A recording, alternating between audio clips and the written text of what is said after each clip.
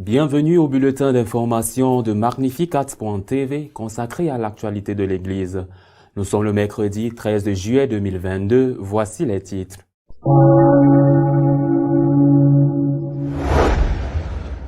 Le pape a de nouveau fermement condamné l'avortement dans une interview à l'agence de presse Reuters et a nié avoir l'intention de démissionner.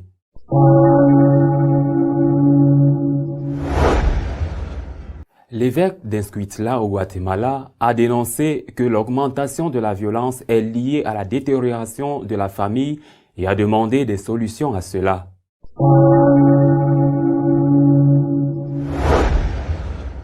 Le cardinal Marx a exigé que des femmes diaconaises soient ordonnées. Dès que possible, une association de femmes catholiques a répondu.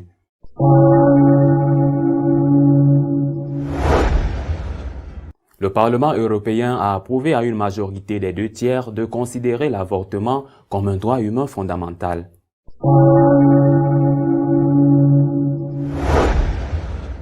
Le président américain Biden a signé une loi fédérale qui garantit certaines mesures favorables au droit à l'avortement dans tout le pays.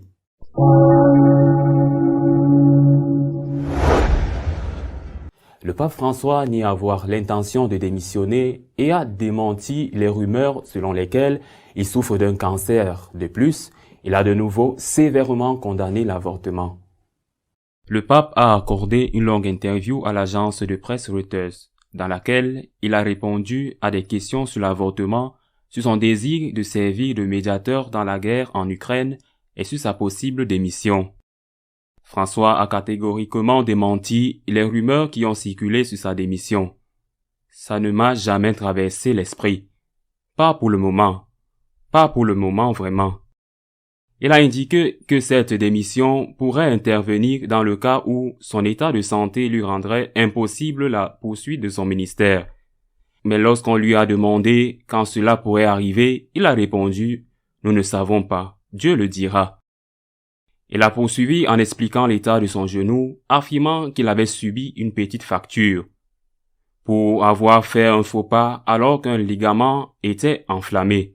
« Je vais bien, je vais mieux petit à petit », a-t-il ajouté, expliquant que la fracture guérit aidée par la thérapie au laser et les aimants.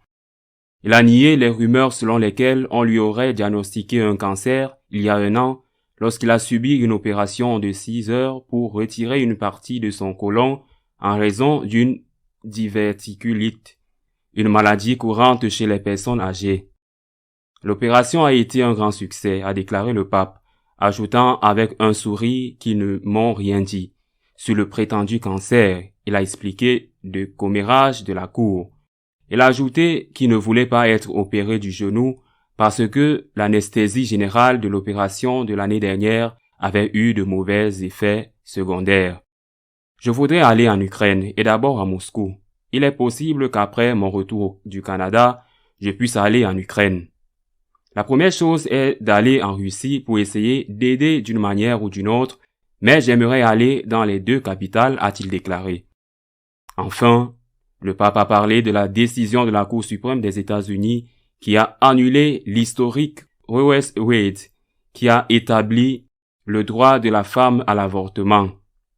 François a dit qu'il respecte la décision tout en condamnant fermement l'avortement, le comparant à l'embauche du tueur à gages. Le pape a également été invité à commenter le débat en cours aux États-Unis sur la question de savoir si un politicien catholique qui adopte des lois sur l'avortement peut recevoir la communion. Quand l'Église perd sa nature pastorale, quand un évêque perd sa nature pastorale, cela impose un problème politique, a commenté le pape.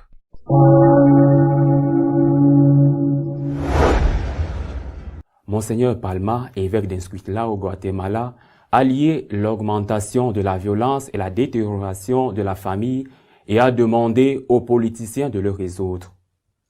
L'évêque du diocèse guatémaltèque d'Escuintla, Monseigneur Victor Hugo Palma Paul, a envoyé un message pastoral à la communauté diocésaine et à la société à l'occasion de la conclusion de l'année de la famille 2021-2022. dédié à la réflexion sur l'augmentation de la criminalité et la violence dans son territoire diocésain. Monseigneur Palma déplore l'augmentation de la violence criminelle dans notre département. Nous sommes le deuxième département en nombre de dossiers enregistrés et l'un de ceux qui apportent le moins de solutions à cet égard. C'est un climat qui ne concerne pas seulement les individus, mais surtout les familles. Pour résoudre le problème, Monseigneur Palma demande aux criminels de se convertir à la police et aux autorités de prendre des mesures nécessaires. Il déplore également la corruption qui lie nombre d'entre eux à des réseaux de trafic de drogue. Il est important de rappeler, ajoute le prélat, que le crime est le résultat garanti de familles brisées et violentes. La famille est attaquée par les menaces contre l'avortement, mais aussi par l'insécurité, la pauvreté causée par l'immigration et par les modèles antifamiliaux promus par la télévision et le cinéma. Par ailleurs, l'évêque nous invite à éviter deux tentations, celle de faire justice par nous-mêmes, car cela peut provoquer des erreurs irréparables, et celle de souhaiter une politique de sécurité qui accorde un soutien aux partis politiques qui proposent la main forte, puisque, à la fin, le remède peut être pire que la maladie.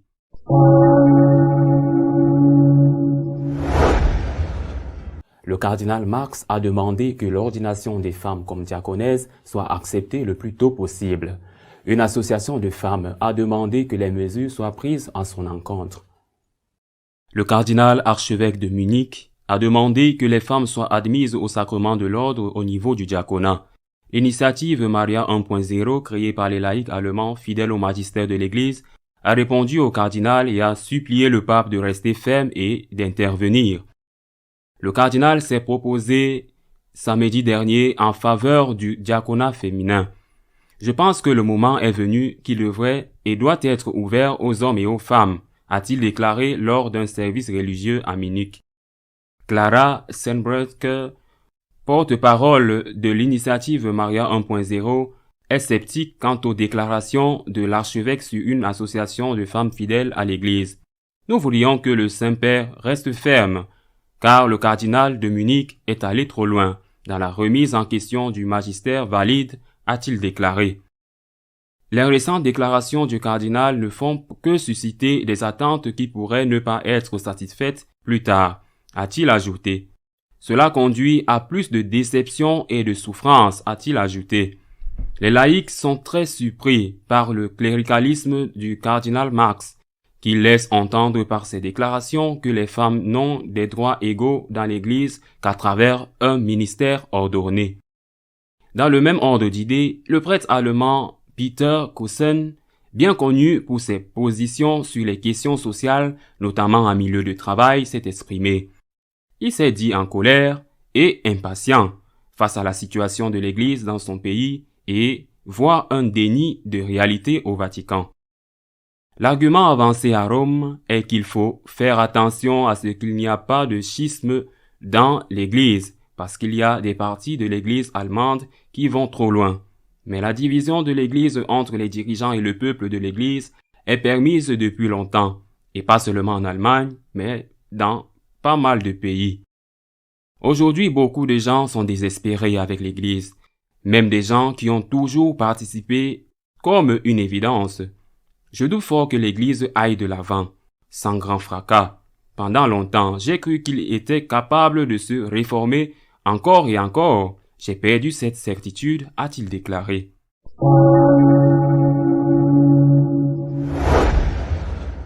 L'Europe se dirige vers le suicide démographique parce qu'il n'y a pas d'enfants. Et malgré cela, elle est déterminée à considérer l'avortement comme un droit humain fondamental. Dans une résolution adoptée par 350 voix pour 155 contre 38 abstentions, le Parlement européen a appelé à l'inclusion du droit à l'avortement dans la Charte des droits fondamentaux de l'Union européenne, ajoutant que toute personne a droit à un avortement sûr et légitime. La Chambre exprime sa solidarité et son soutien aux femmes et aux filles aux États-Unis, à l'exception des enfants à naître, ainsi qu'à celles qui collaborent à la fois pour fournir et défendre le droit à l'accès et à une assistance légale et sûre dans les cas d'avortement dans les circonstances actuelles. Les députés appellent les États membres à dépénaliser l'avortement. Sans le mentionner, ils font référence à la Pologne, qui a la légalisation sur l'avortement la plus restrictive de toute l'Union européenne.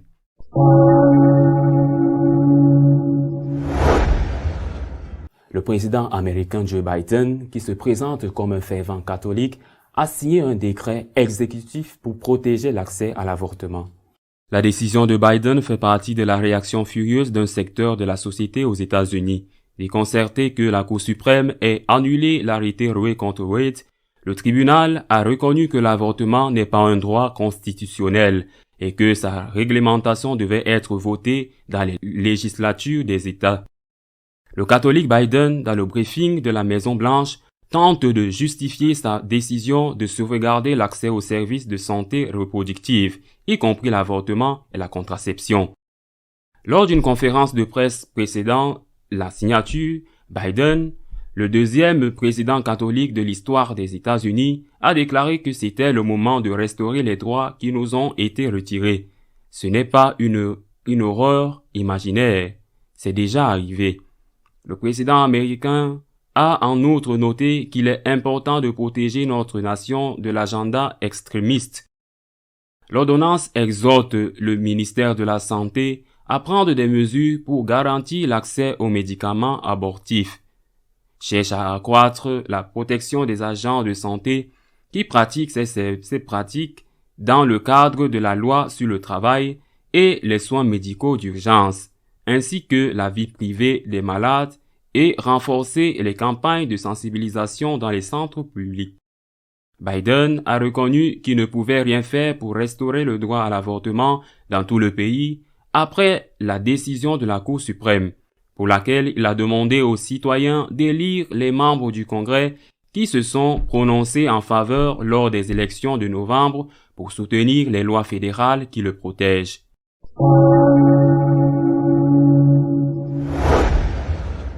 Notre éditorial de cette semaine est consacré à commenter l'actualité sur l'avortement et l'évolution de la crise en Allemagne. C'est l'été. En été, il n'y a généralement pas beaucoup de nouvelles, et c'est mieux ainsi. Car quand il y a des nouvelles importantes, ce sont généralement de mauvaises nouvelles, et c'est pourquoi les précédentes continuent. On continue à en parler. Par exemple, l'avortement. Le Parlement européen a approuvé rien de moins qu'avec les 2/3 des voix que l'avortement soit considéré comme un droit humain. C'est terrible. Cela indique la situation sur le vieux continent. Il y a au vu de ce résultat beaucoup d'hommes politiques et de citoyens qui les soutiennent par leur vote qui semblent déterminés à se suicider dans leur propre pays.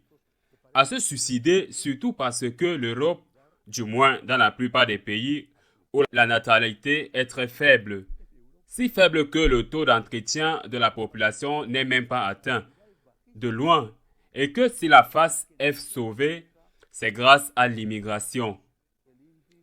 Eh bien, il ne se passe rien. Pour eux, la solution, c'est de tuer les innocents. Et la culture de la mort dont parlait Saint Jean-Paul II, résoudre les problèmes en tuant. Ce qui est bien, c'est qu'un tiers des hommes politiques européens, c'est-à-dire un tiers des Européens, sont favorables à la vie. Donc, tout n'est pas perdu. Et ce tiers qui se veut favorable à la vie est de plus en plus vif.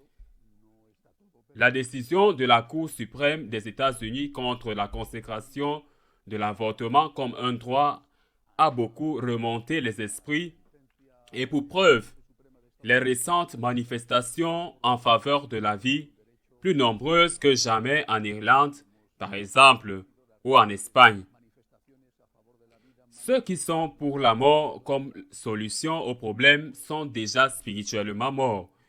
Ils ne le savent pas, mais l'avenir n'est pas en eux. Il n'est pas à eux, car la mort, la destruction ne peut rien construire. Elle ne sait que raser et détruire. Un autre problème a été souligné. Un autre des entretiens avec le pape François. Dans ce cas, celui réalisé par le journaliste de l'agence Reuters dans lequel il interroge le pape, entre autres, à nouveau sur l'avortement. Le pape a été très clair à ce sujet. Il a dit qu'il ne voulait pas statuer sur l'arrêt de la Cour suprême nord-américaine, ce que le Parlement européen n'a pas fait, qui a condamné le dit arrêté, commandant un acte d'ingérence dans un autre pays. Dans cette affaire, aux États-Unis, le pape a dit qu'il ne voulait pas statuer là-dessus, mais qu'il considère l'avortement comme quelque chose d'abominable et a comparé les femmes qui vont dans les centres IVG et ceux qui les aident. Il les a comparés à des gens qui engagent un tueur à gages pour tuer un ennemi, un rival. C'est une comparaison qu'il a faite d'autres fois. C'est une très dure comparaison. L'avorteur, le médecin qui pratique l'avortement est le plus cruel, le plus méprisable des criminels, selon le pape, parce qu'il l'a comparé à un tueur à gages. Quelqu'un qui tue pour un salaire, je suis sûr que ni les avorteurs, ni ceux qui pratiquent les avortements ne l'ont aimé du tout, ni aux entreprises qui vivent du business de la mort des innocents. Je suis sûr qu'ils n'aimaient pas ça du tout, mais la question de savoir si l'évêque peut ou non refuser la communion à un politicien avorteur était également d'actualité dans cette interview. Le pape a dit que l'évêque ne devait jamais cesser d'être un pasteur.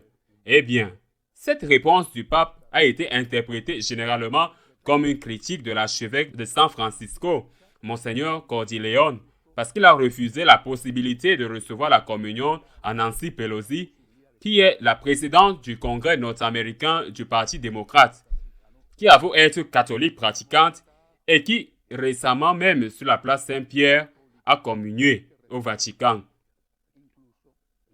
Je ne vois pas pourquoi c'est une critique de Monseigneur Cordileone. Je suis peut-être très naïf, mais le pape a dit que le bon berger, l'évêque, doit toujours être un bon berger. Bien sûr, c'est ce qu'a fait Monseigneur Cordileone. Étant un bon berger, a prévenu cette dame qui avoue être bonne catholique, l'a averti de la gravité de ses actes et lui a fait voir qu'elle doit se convertir, qu'elle doit rejeter le mal qu'elle fait. C'est ce que fait un bon pasteur.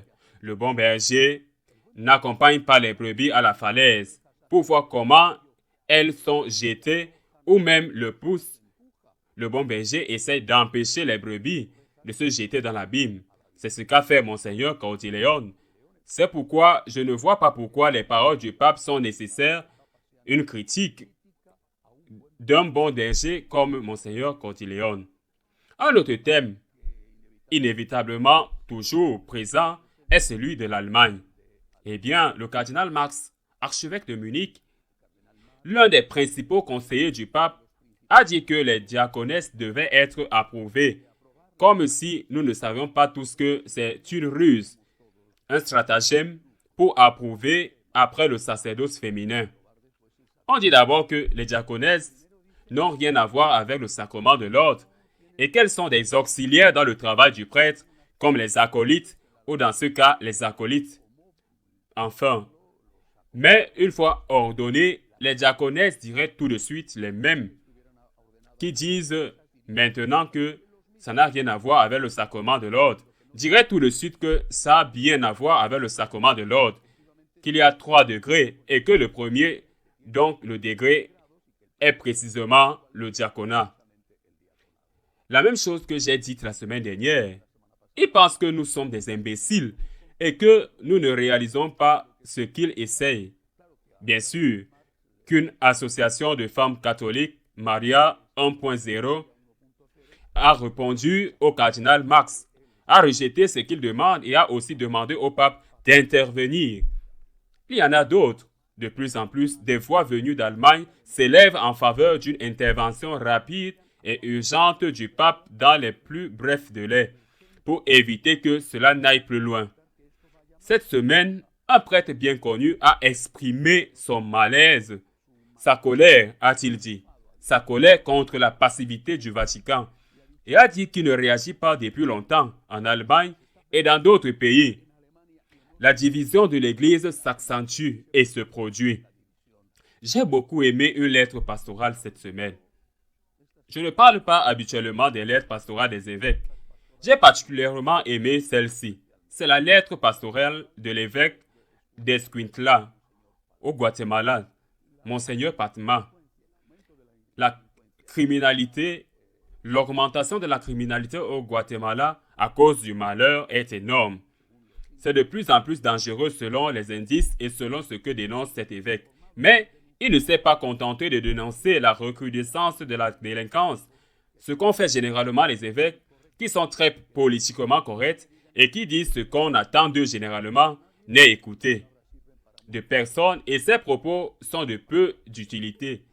S'ils sont d'aucune utilité, Monseigneur Palma a dit qu'il est bon que nous devions condamner l'augmentation de la criminalité. Bien sûr, je ne pense pas que quelqu'un dira que l'augmentation est très bonne de la criminalité, mais il faut aller à la racine et la racine est dans la destruction de la famille. C'est la cause. Quand il n'y a pas de famille, la personne reste à la merci de tant d'influences qui viennent de l'extérieur, de tant de stimuli vers le mal et très peu de stimuli vers le bien, et tomber encore et encore dans ce qui finit par détruire. Une famille détruite génère tout le mal qui existe dans la société. Donc, si les politiciens étaient vraiment responsables et intéressés par le bien de leur peuple, ils devraient mettre de plus grands soins à aider la famille, à être une famille structurée et stable. Une famille stable est la garantie de personnes en bonne santé et c'est la garantie d'un avenir dans lequel on peut vivre dans la paix et la prospérité. C'est la racine. Je ne peux pas comprendre comment ils pensent que c'est mal de tirer sur une personne, ce qui est en fait mal, et non mal de tuer un être humain innocent dans le ventre de sa mère. Mais si c'est un être humain, si c'est une personne, ce n'est pas une personne morale, parce qu'il n'est pas né. Mais c'est une personne. C'est un être humain. Est-il juste de tuer un être humain innocent qui n'a absolument rien fait de mal et considérer que la mort est un droit de l'homme? C'est bien ça. Et d'autre part, c'est mal de tuer quelqu'un pour lui voler son portefeuille ou pour se venger. Cette logique est absurde. Plutôt, cette approche est illogique. Accepter l'avortement, légaliser l'avortement, le considérer comme un droit, c'est ouvrir la porte à toutes les catastrophes qui viennent ensuite, car rien ne peut être aussi terrible et aussi grave que de tuer un innocent qui n'a même pas eu l'occasion de connaître, de naître. Comme nous le faisons toujours, prions. À la semaine prochaine, si Dieu le veut.